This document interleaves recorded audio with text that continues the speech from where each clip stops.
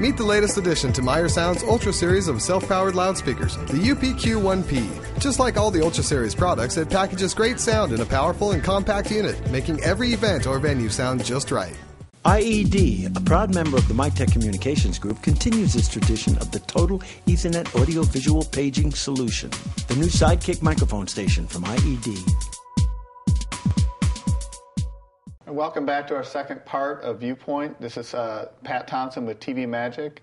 We're still talking about House of Worship, the trends in technology, and I still have with me Houston and George from Clark Promedia. One of the things that concerns me as an integrator going and talking to a customer about all this new technology, my first reaction is, and many of my customers' first reaction is, it sounds expensive. And in these economic times, how do you overcome that objection?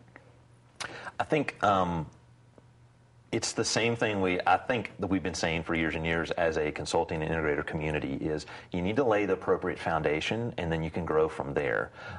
Most all the technologies we're talking about still require the right amount of electrical power.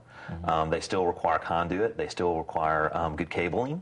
And the one thing that I tell people to do if they can't afford to do anything else is they need to put the money in the pipes and the power because you can always go back and add that later on. Right, and just the reality is very few people in churches anyway will give to conduit and power. Sure. They will give to something that they can actually see, whether it be or hear, and improvements in those areas. The big screen. Yeah, sure, absolutely. Images, because they're so used to seeing stuff. that in their day. But you have to have the backbone to do that. So one of the things that I'm concerned about is how do we, overcome the objection when a lot of these churches are not going to build new facilities. They have these existing buildings. They have to put some money into, as you say, pipes and power. Right.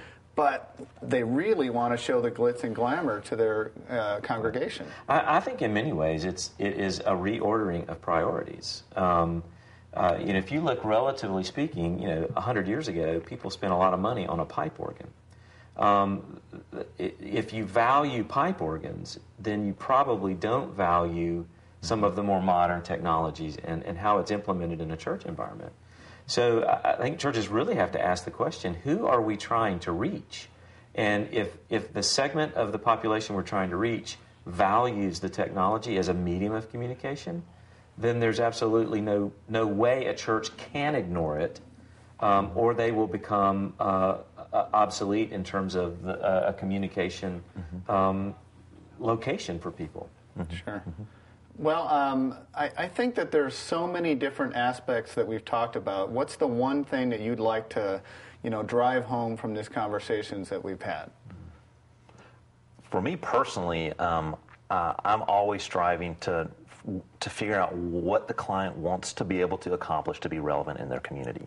If there's not relevancy there, they're not going to have the impact they need to change lives and to do what they need to do. Yeah, I agree. I think this may sound weird, but it's not about the technology when you're trying to talk to people about what they need to be doing. If you first understand what they're trying to accomplish in terms of communication and understand who they're trying to reach, then those questions really get answered almost by default. Sure. So it's about the message. It is. Well, guys, our time is up. Thank you so much, George Clark and Houston Clark from Clark Promedia. My name is Pat Thompson from TV Magic, and you've been watching Viewpoint from Sound and Communications, and we'll see you next time.